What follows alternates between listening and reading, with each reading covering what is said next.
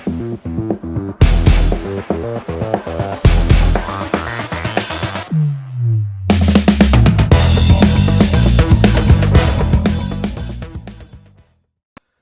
guys, welcome back to the channel. Thanks for tuning in. I'm taking a little bit of a break. I've been building a couple rods. I got them drying over on the floor. I don't know if you can see them over there. I got 3 CB845s. I got the handles all glued on. So now I'm just waiting for them to dry.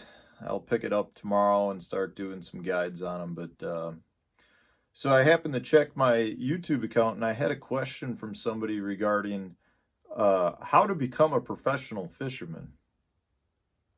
And that's one that's not a simple answer by any means. I kind of feel like in today's day and age that there's like 3 different types of professional fishermen. You know, you've got the tournament fishermen, you've got like industry people who are really more salespeople than tournament anglers. I mean, they fish tournaments, but they are phenomenal salesmen.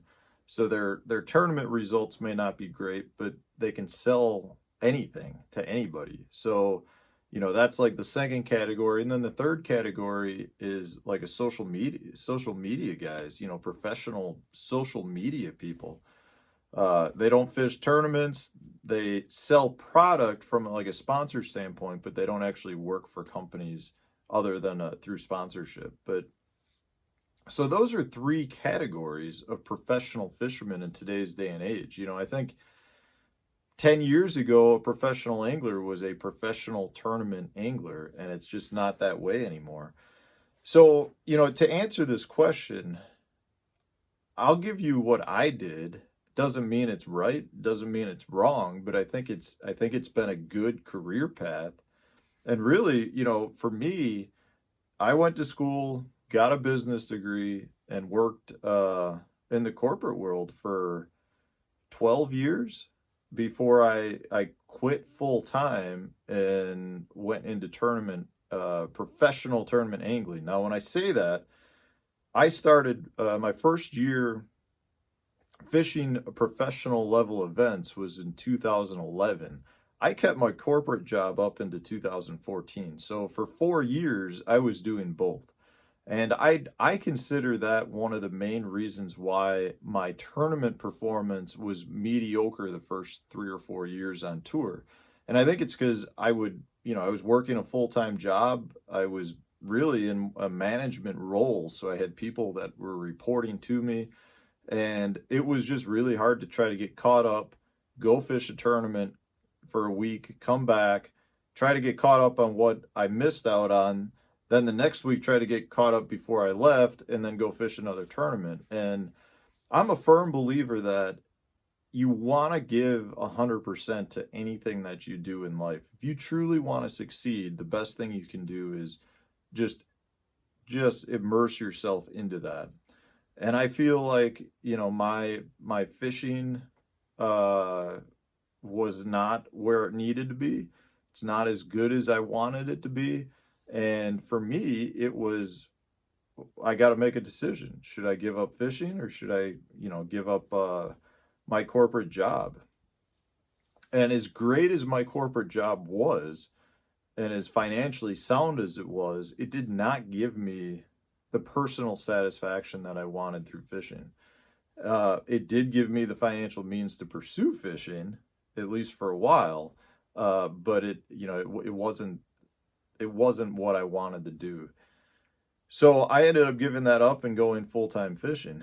And I moved to Wisconsin from Chicago at that point. It was a big career change. My wife gave up her job and started a new job up here, and it really was a big career move for both of us to kind of give up really sound jobs to pursue what we were passionate about. And at this point, it's worked out great. You know, my fishing ever since then, I've been basically inside the championship cutoff every year. The one year that I did miss it, I think I was 37th in points, which is the first time that 37 people have never qualified. There were no double qualifiers that year. So I did not make the championship one year, so I think I've made it 6 of the last 7 or 7 of the last 8 years. Winnings have gone up. My sponsor portfolio has really done good, and it's been a great move. But so to answer the question, how do you become a professional fisherman? I've always wanted to take the route of I want my angling to do the talking for me. I think I'm a good salesman. I'm getting better at social media. I have decent followings, but my true passion is fishing. And for me, I wanted to prove myself from the local level up. And I got to the point where my local winnings were paying my entry fees for my professional stuff. So, I'm talking $30,000 a year at the local level. So, I felt like I had proven myself at the local level where I could take that step up. Now, up here in the upper Midwest, we don't really have those regional level tournaments or like Toyota Series or open level events. So, I did jump right into the professional stuff. I had won regional championships and that type of thing, like team tournament circuit championships. But can't say I really jumped into, the professional level stuff. And that's one thing I look back on and I wish I had done more of, was fish those AAA level events, not because I felt like I wasn't good enough to compete, but because I wanted to get more experience on different bodies of water. I was very familiar with northern bodies, but I was not familiar with like southern impoundments or Ozark type lakes. I mean, there are just a lot of lakes that I hadn't fished. And had I fished some of those AAA circuits first, I feel like I would have been more experienced when I did jump up to the professional level. And I also think that's part of the reason why my first 3 years, I think I was in the 70s in points. So I was right around the 50 percentile for the field. So, I think what you need to do if you want to be a professional fisherman from a tournament perspective, you need to be able to compete at the local and regional levels. Not necessarily AAA levels as much, but every time you go out at the local level or, within a several state region of where you're living, you should be contending, for the win or at least cashing checks in really the majority of the tournaments that you fish. That's the number one goal, because there's no reason you should expect when you get to the professional level that if you're not cashing checks like almost every time out at the local level, I don't know why you think you could jump up to the professional level and cash against some of the best fishermen in the world. It's not going to be any easier. So you better have proven yourself at the local level. I personally think that when you do that, you should have something to fall back on as well from a financial standpoint, another job or another source of income to provide you with some comfort and some protection when you do take that jump. Because unfortunately in the sport, the majority of guys that do it fail at it. And it's not that they're not good fishermen. It's simply a lot of times they don't have the financial means to last several years to get to the point where you're putting a string together. I mean, myself included, in my third year, I was ready to quit after 4 tournaments. My performance wasn't good.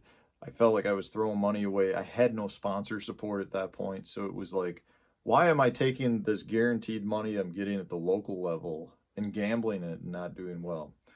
So there's definitely a learning curve at the professional level where you want to have some source of income to fall back on. And that's one thing that concerns me about like college fishing these days. I think there's a lot of kids that are coming out of college going, I competed at college, I'm going to compete at the professional level. And they don't have another job to fall back on. They come out of school in debt, they fish professionally or fish for several years, and they fall even more in debt. And it's not, that can lead you to down a really rocky road where it's going to take you a long time to get out of that financial burden. So, I think you need to have something to fall back on. You need to have proven yourself at a local level. And, once you've got that makes fishing at the higher levels easier And a lot of that is just from a mental standpoint. You feel more comfortable with your home life, you're going to perform better on the water. So that, that's how I would say to go about becoming a professional tournament angler. When it comes to social media and sales, if you can do all of that mixed in with your tournament performance, I think you're in the best position out there. But again, like I said, you don't have to be the best angler in the world if you can sell great, because if you're a great salesman, there's going to be value for you.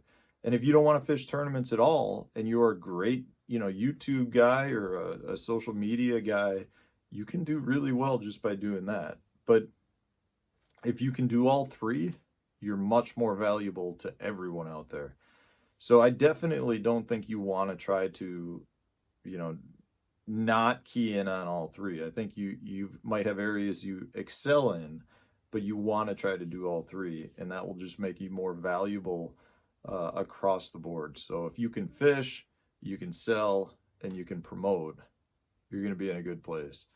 But I'm going to end it by saying this, guys. It's a ton of hard work. It's kind of nonstop. I know a lot of people say it's the dream job, and it is the dream job for me. But I'm telling you what, it's not the dream job for everyone. Just because you like to fish doesn't make it the dream job.